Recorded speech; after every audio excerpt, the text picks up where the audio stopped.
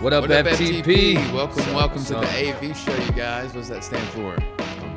Added value. That's right. That's what we want to do, is try to add some value to your walk, to your daily lives in any way that we can, and this is one of them. Today, you're joined by me, Jordan Eley, Elias, Strategos, as per usual. But we're talking today about distractions. There's so much stuff going on in the world right now. There's all different levels of what I would consider as massive distractions. But again, it's sort of relative to the person we know, but then there's a lot of results that happen in our lives where we don't realize that we are being distracted. So we were talking about kind of ways to identify what distractions are in our lives. And I mean, you can start us off. I've got plenty. All right. Webster's Dictionary. Right. No, I guess from a world view, I would say a distraction would be anything from keeping you from being fully focused on, like, maybe a set task or goal. Right. In my opinion, for the AV show, Right. I would say it's anything keeping you from God's best, anything that's distracting you in a way from the goals that you have set out for living a productive life and following Christ, man. That's what's up. Yeah. I have a lot of those, man, unfortunately, that I've been doing better at over the last, 12 months at, just removing slowly but surely. Tell us. I said, well... Tell us, boy. Tell us. Tell us, boy. What's your distractions? What's wrong with you? A lot of it's been something we talked about in a previous episode, which was personal condemnation and stuff, things that I wasn't... That's huge. I couldn't behavioral condition myself out of. You know what I'm saying? I was really distracted by them because I spent a lot of time and effort putting things in my life to make that thing change. Okay. Right? But then ultimately it wasn't about the thing. It was the fact that my focus was not on the right stuff, Gotcha. which was, in my understanding, Christ and God Okay. and the will of Him in my life versus me trying to put God in my life in areas. Okay. Right? Yeah. That was a big distraction for me. I know the happenings of the world right now. We won't go into all of that. That's a massive distraction. Yeah. Because you don't really know what to believe, where to turn sometimes when it comes to media and how the information is transferred to us. But I know ultimately, again, it comes back for me just refocusing on what God's will for my life is and trying to be a representative of love through action and truth throughout whatever crisis or happenstance may be occurring in the world around me. Just kind of walk through that with sort of relentless, pursuit of Him. There you essentially. What about yourself? Anything that maybe is unique or is pretty much on the same lines? I think I'll give a slogan, if you will, Sure. that distractions lead to destruction. And I think if there's anything that hopefully you take out of the episode today, anybody watching, is that. And if you can remind yourself when you find yourself distracted, that ultimately you know what the outcome's going to be. And so you have the innate ability to be proactive in your walk in life to instead of being reactive, you can ultimately set out goals for yourself and be able to accomplish them, writing them down, having, reminders. Say that, I think we say affirmations in almost every episode.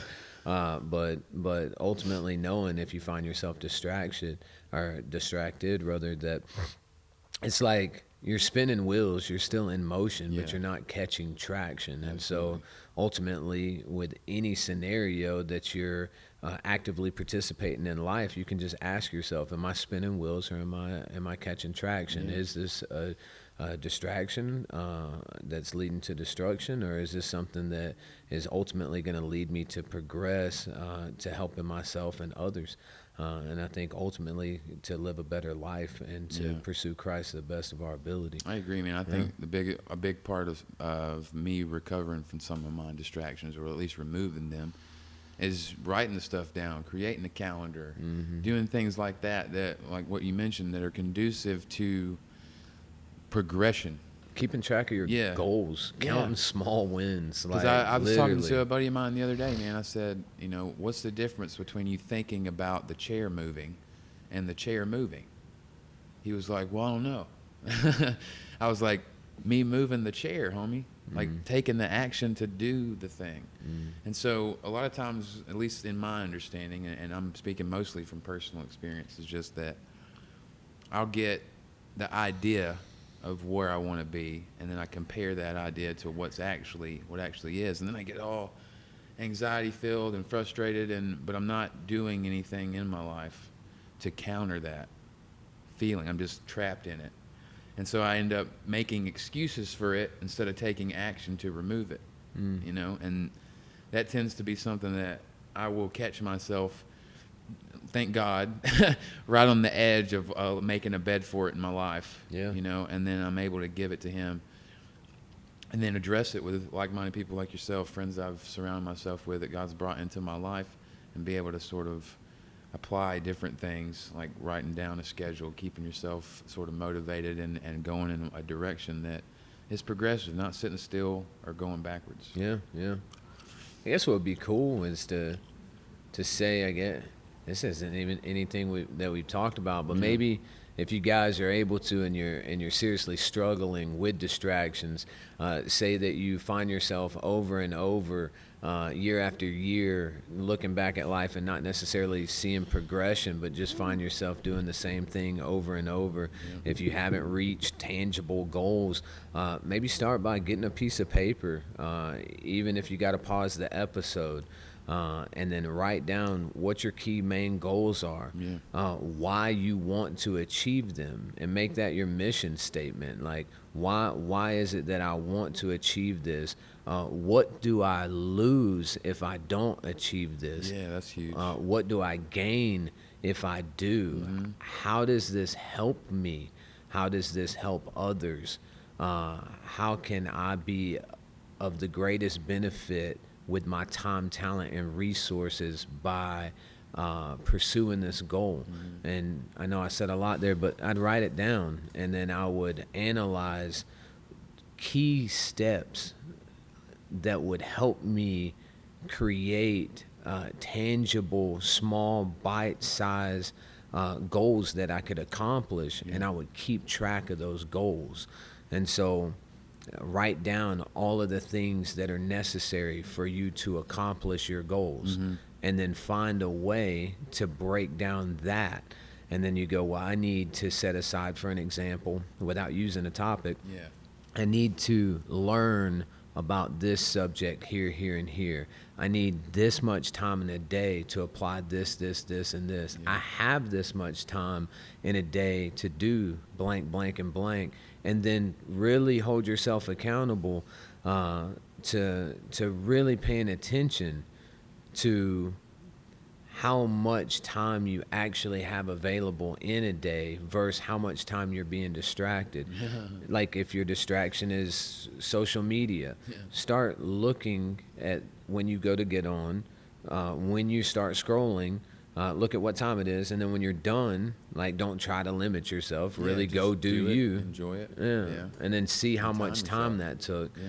And then I think if you self-analyze and take the time to self-analyze, a lot of us ultimately spend the majority of our lives in a place that we don't necessarily want to be, doing things that we don't want to do, and then making excuses of why we can't do what we want to do.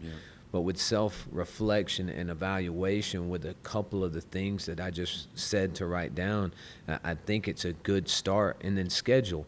And then once you schedule in what that is, you hold yourself accountable and get other people in your life to hold you accountable. I think to add on to that, man, one of the biggest contributors for me is having a partner in it. And it wouldn't even have to be somebody who I see every day. But just somebody that I can spend 5 to 10 minutes on the phone with them. They know my heart, and I tell them what I'm trying to do, and I go, hey, man, or hey, friend, lean into me in this area and help keep me accountable here. Just set an alarm on your phone to text me every day at this time to tell me to go to the gym or make sure I do this or that. and it makes it a team effort, and it's been something for me that when I have had friends that lean into it, we build a different relationship that I never knew was possible. Yeah. Because we're helping each other in a way do life that isn't intervening in each other's life separate of when we are together, but is always tying us together. Yeah. If that makes sense. And it was really, really cool. I think people grossly underestimate what they can do in a year, That's facts. and then they Just check your PS4 time played, your video game stuff. Yeah, but then they overestimate what they can do in a couple of weeks or a month. Yeah. So be fair to yourself in making your analysis. Don't don't over expect or over schedule yourself because you're so ready to make change. If Yeah. you're lucky, according to what you experience in a day, you might get 100% charge after sleeping. Yeah. So 60% of your day might be spent somewhere that you might not necessarily want to be, but you can make tangible goals to change that, maybe short term or even long term. But that sure. only leaves you with about 40% a charge left for the day. So don't overestimate what you can do in a short time, but don't underestimate what you can do over a couple of months and then a year. I have a personal issue with just relentless progression in a multitude of places, and that doesn't seem like a necessarily like it's a bad thing, but when you overschedule yourself, you end up not only hurting yourself, but you'll end up hurting relationships with others, and you compartmentalize emotions. Yeah. And you start kind of dialing things down to fit only your perspective because of what it is that you have to accomplish in a day. So take the time, grow relationally, grow and just dedicate yourself to the moment.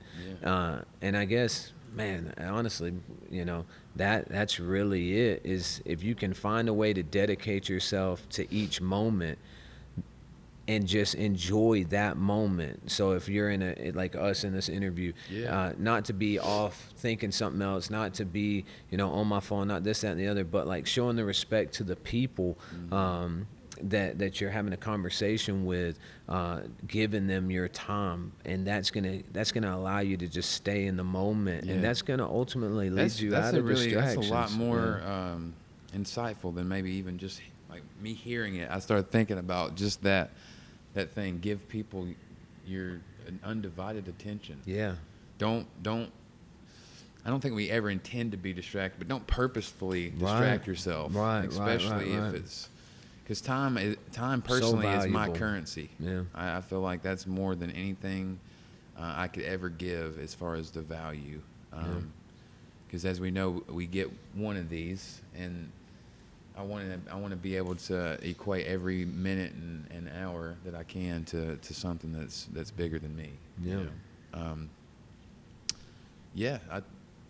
I'm Pretty good stuff. pretty good on it. I've got a lot of stuff to apply now. I know that for sure. I guess recap. Yeah, let's recap. Are you spinning wheels? Are you catching traction? Yeah, absolutely. Distractions lead to destruction. Do you have an accountability partner? Right. Are you writing down? Are you scheduling? Are you asking yourself the tough questions and actually giving yourself long enough time to answer them honestly so that you can be effective in your goals and the progression towards achieving those goals? Absolutely. You got anything else? I think incorporating God and everything. Obviously everything. I think too, with a purpose at the top of what you talked about when you're asking yourself the hard questions. Bring him into what you're doing when you're asking that stuff. Why you're even asking those questions, and then where ultimately you see yourself going and being the biggest factor for the cultivation of those changes through him. Is it a wise decision? Does it glorify God? And is it serving me or someone else? And those types of things, I think, create a framework of accountability that you can't fail in, even if it looks like you're failing. If you're consistently pursuing those things, I think no matter what it looks like, you're succeeding and you're moving A year forward. from now, you even implement 10% of what we talked about, it man. won't look the same as it did last year. And just know, man, like, I know that there's guys out there that beat themselves up, and there's people out there that just feel like they can't get their head above water because of personal decisions they've made or the way that life has happened. And just if you can take the time to really sit down and schedule and ask yourself the hard questions, I think you're gonna be able to see progression in a major way. Absolutely agree, man. I'm living testimony of that for sure. Well, cool, you guys. We want to take this time to reach out to you guys and give you the opportunity to encourage asking questions and engaging with us. We absolutely need it. This is a big part of what we're doing here with the AV show. We want to give you guys a platform to do that. There's no stupid questions. There's none too hard, none too easy. We really want to see everybody that has something that they want to put on the table be able to do so. And I think the more dialogue that we create, the more truth is revealed and the more God is revealed in us. So we encourage that greatly. We want to remind you guys that we have Instagram, Facebook, and most importantly, the Facebook app. There'll be links below if you want to check that out. And see you next time. All right, guys, have a good one. Love you guys.